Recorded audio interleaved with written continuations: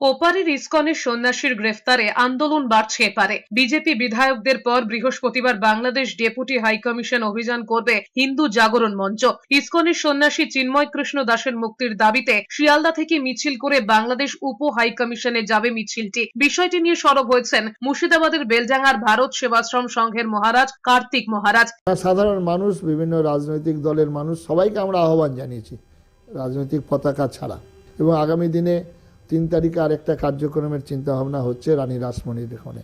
এদিকে চিন্ময় কৃষ্ণের মুক্তির দাবিতে কলকাতায় মোমবাতি মিছিল করেছে কংগ্রেস। কলকাতায় ইসকন মন্দিরের সামনে থেকে বাংলাদেশ ডেপুটি হাইকমিশন পর্যন্ত মোমবাতি হাতে মৌন মিছিল করেছেন কংগ্রেসের কর্মী সমর্থকরা। তাদের বক্তব্য, যে কোনো দেশে সংখ্যালঘুদের নিরাপত্তা সুনিশ্চিত করা সরকারের দায়িত্ব, সেই জন্যই এই মিছিল। এদিকে ইসকনের সন্ন্যাসীর গ্রেফতারির প্রতিবাদে কাকদ্বীপ, কৃষ্ণনগর, বনগাঁয় মিছিল হয়েছে।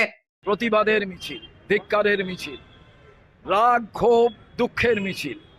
এ মিছিল বলে যে আমরা অল্প সংখ্যক, আমরা বাঁচতে চাই, সরকারের দায়িত্ব আমাদের রক্ষা করা। সুস্থ থাকতে কে না চায়, কিন্তু দিনের পর দিন সুস্থ থাকতে চাইলেও যেন সুস্থ থাকা আর হয়ে উঠছে না। কারণ বিভিন্ন জায়গা থেকে সুস্থ হয়ে যাবেন এমন প্রতিশ্রুতি পেলেও মেলেনি কোনো সুধা। আপনি ভাবছেন কোথায় যাবেন, কিভাবে সুস্থ থাকবেন, এমন নানা প্রশ্নের সম্মুখীন হচ্ছেন। কিন্তু ভাবুন তো, এমন কোনো ডাক্তারবাবুর সন্ধান যদি আমরা দিই আপনাকে, যেখানে গেলে আপনি ম্যাজিকের মতো সুস্থ হয়ে যাবেন, কেমন হবে? হ্যাঁ, আপনি ঠিকই শুনেছেন, চিন্তার কোনো কারণ নেই, সেই সন্ধান দেব আমরা আপনাকে। কথায় আছে ডাক্তার হলো ভগবান, তবে সেই ভগবানের সন্ধান কজন পায়? আজ আমরা এমন একজন ডাক্তারবাবুর অর্থাৎ ডক্টর সন্তুদের সঙ্গে পরিচয় করিয়ে দেব, যেখানে রোগী ম্যাজিকের মতো সুস্থ হয়ে যান।